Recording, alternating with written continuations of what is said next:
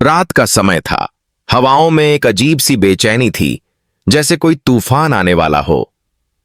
तुम से तुम तक कि इस रात में सब कुछ सामान्य दिख रहा था, पर असल में कुछ भी सामान्य नहीं था। आर्या अपने कमरे में बैठी थी। उसकी आंखों में न जाने कितने सवाल थे, न जाने कितनी अधूरी बातें थीं जो दिल में बोझ बनकर बैठी थीं। दीवार पर लगी नील की तस्वीर को देखकर उसने धीरे से कहा, तुम तो मेरे अपने थे ना नील, फिर ऐसा क्यों लगा जैसे तुम किसी और की चाल में फंस गए हो। बाहर बारिश की हल्की बूंदें खिड़की से गिर रही थीं और उसी आवाज में अतीत की यादें गूंज रही थीं। वो पल जब नील ने उसका हाथ पकड़कर कहा था, आर्या, मैं कभी तुम्हारा साथ नहीं छोड़ूंगा, चाहे जो भी हो। पर अब वही नील, वही वादा, सब हवा में उड़ता नजर आ रहा था। उस वक्त आर्या को नहीं पता था कि नील का नाम अब एक नई साजिश में जुड़ चुका है, जलंधर के साथ। जलंधर, जो कभी शहर के सबसे बड़े बिजनेस टाइकून में गिना जाता था, पर अब उसका नाम सिर्फ साजिश, चालाकी और खतरनाक प्लान से जुड़ा था। उसने कई परिवारों को तोड़ा था, कई लोगों की जिंदगी बर्बाद की थी, और अब वो नील की जिंदगी में दाखिल हो चुका था। नील, जो एक सीधा, सच्चा और भावनाओं से भरा इंसान था, अब किसी अंधेरे में जा चुका था। एक ऐसे अंधेरे में जहां से वापसी शायद नामुमकिन थी। आर्या को खबर तब मिली जब उसने संयोग से नील और जलंधर को साथ देखा। एक गुप्त मीटिंग में, एक पुरानी फैक्ट्री में, जहां पर दोनों कुछ दस्तावेजों पर साइन कर रहे थे। आर्या का दिल कांप उठा, उसकी आंखों में डिसबिलीफ था। ये क्या कर रहे हो नील? उसने मन में कहा, पर उसके लबों पर आवाज नहीं निकली, बस आंसू थे, और वो वहीं छिपकर देखती रही। दूसरी तरफ नील के चेहरे पर एक अजीब सी कठोरता थी। वो पहले वाला नील नहीं लग रहा था। उसकी आंखों में ठंडापन था, जैसे किसी ने उसकी आत्मा छीन ली हो। जलंधर ने हल्की हंसी के साथ कहा, अब खेल शुरू हुआ है नील। अब आर्या को समझ आएगा कि जो मुझे चुनौती देता है उसका अंजाम क्या होता है। नील ने कुछ पल चुप रहकर कहा, बस याद रखना जलंधर, मैंने ये डील अपनी मर्जी से नहीं की, मुझे मजबूर किया गया है। जलंधर मुस्कुराया, मजबूरी ही तो इंसान को मेरे पास लाती है नील। अब बस तुम मेरे साथ हो, और जब आर्या तुमसे नफरत करेगी तब मजा आएगा। उसी वक्त दूर से खड़ी आर्या की आंखों में आंसू तैर गए। वो चाहकर भी खुद को रोक नहीं पाई और भागकर अपने घर लौट आई। घर में सब सामान्य था, पर उसके दिल में तूफान मच गया था। शालिनी, आर्या की मां, ने पूछा, क्या हुआ बेटी, तुम इतनी परेशान क्यों हो? आर्या ने कुछ नहीं कहा, बस अपने कमरे में जाकर दरवाजा बंद कर लिया। अंदर उसने दीवार पर लटकी नील की तस्वीर उतार दी और जोर से जमीन पर फेंक दी। तस्वीर के शीशे के टुकड़े टूटे तो लगा जैसे उसके दिल के टुकड़े बिखर गए हों। उसने खुद से कहा, अगर नील ने सच में जलंधर के साथ हाथ मिला लिया है तो यह सिर्फ धोखा नहीं, यह गद्दारी है। लेकिन कहानी यहीं खत्म नहीं होती। असल में नील की जिंदगी में जो कुछ हो रहा था वो उसकी अपनी मर्जी से नहीं था।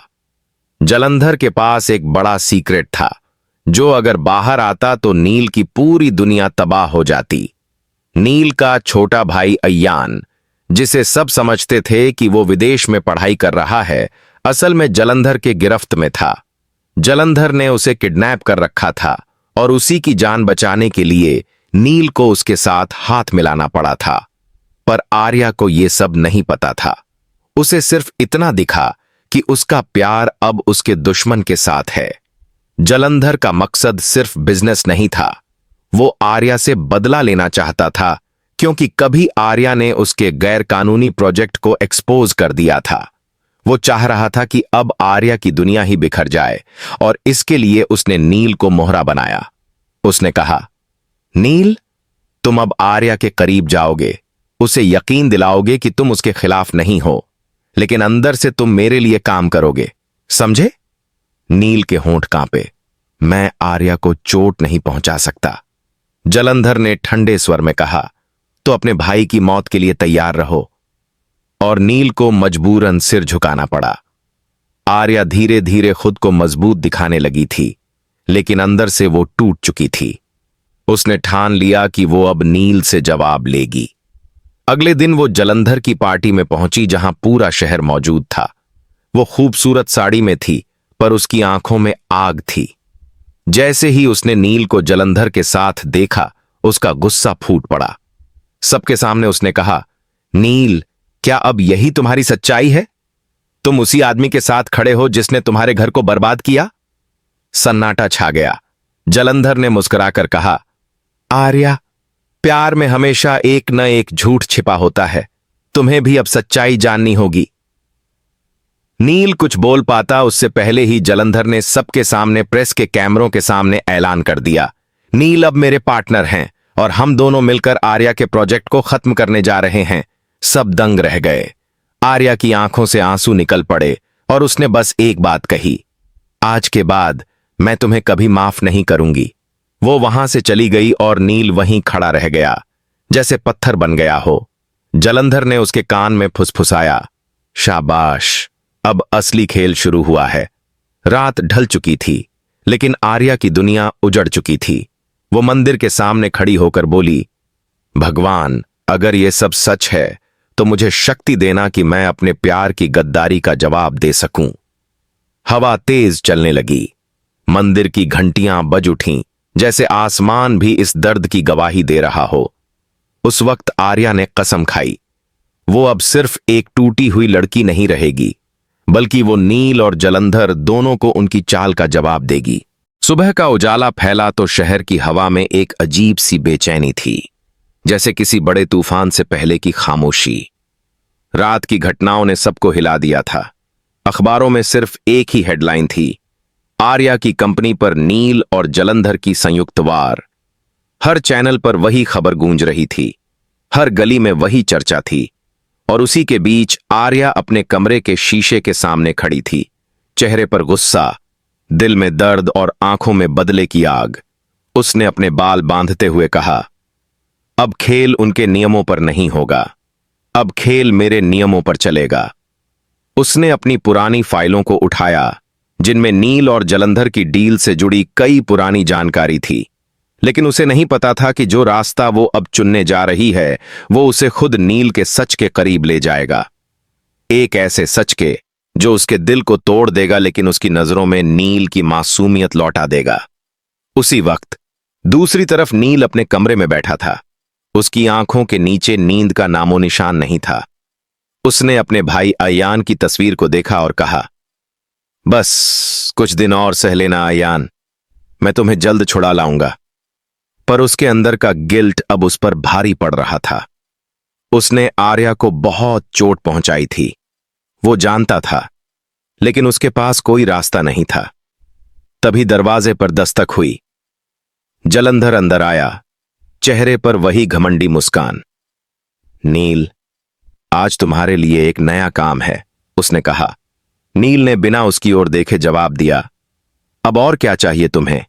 जलंधर ने कहा, आर्या की कंपनी का अगला प्रोजेक्ट, हॉप फाउंडेशन, उसे बंद करवाना है। वहां कुछ ऐसे कागज हैं जो मेरे पुराने अपराधों का सबूत बन सकते हैं। वो फाइल किसी भी हालत में मेरे हाथ में आनी चाहिए। नील चौंक गया, तुम्हारा मतलब है कि वहां सबूत हैं?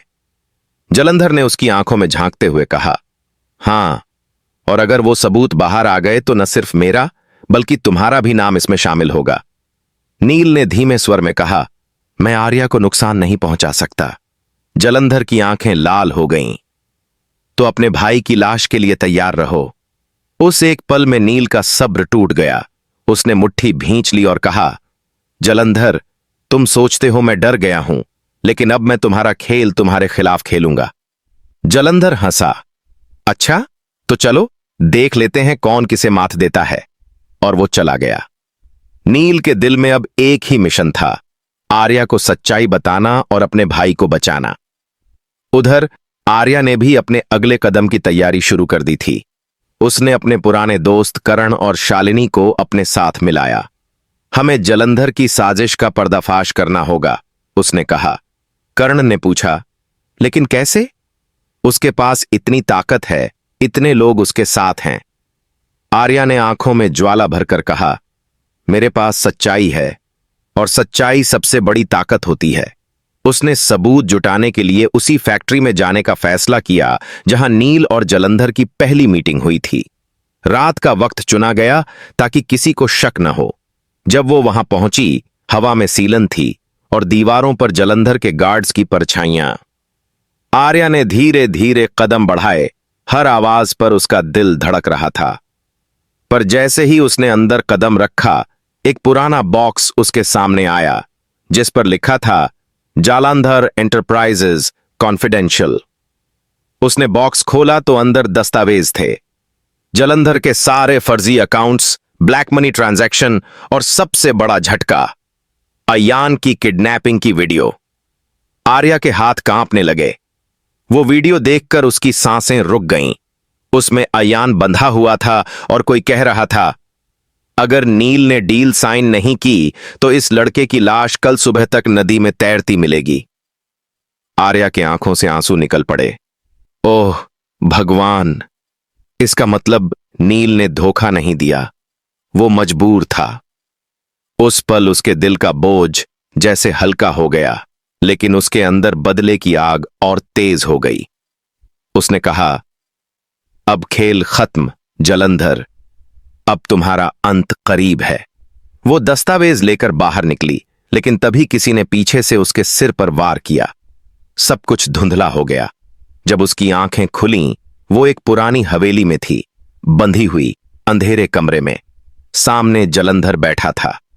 तुम मिस आर्या, तुम सोचती हो मुझे बेवकूफ बना लोगी, उसने व्यंग्य से कहा। आर्या ने धीमे स्वर में कहा, मैं डरने वालों में नहीं हूं। जलंधर ने हंसते हुए कहा, अब डरोगी भी नहीं, क्योंकि अब तुम्हें हमेशा के लिए सुला दिया जाएगा। उसने अपने आदमियों को इशारा किया। तभी दरवाजा टूटा और नील अंदर आया, आंखों में गुस्सा और हाथ में बंदूक। कोई उसे छूने की कोशिश भी करेगा तो मैं गोली मार दूंगा। नील की आवाज में वो जुनून था जो आर्या ने कभी नहीं देखा था। जलंधर ठठाकर हंसा। तो अब प्यार फिर से जाग उठा? नील बोला, प्यार कभी मरा नहीं था, तुमने बस उसे मजबूरी की जंजीरों में बांध दिया था। नील ने आर्या के बंधन खोले और दोनों एक दूसरे को देखते रहे। आर्या के आंखों में आंसू थे। उसने कहा, क्यों नहीं बताया मुझे? नील ने जवाब दिया, बताता तो क्या तुम यकीन करती कि मैंने अपने भाई के लिए खुद को जलंधर के हवाले कर दिया? आर्या ने उसका हाथ थाम लिया। अब हम मिलकर उसे खत्म करेंगे। दोनों ने एक दूसरे की ओर देखा और समझ गए कि अब सिर्फ एक ही मकसद है, जलंधर का अंत।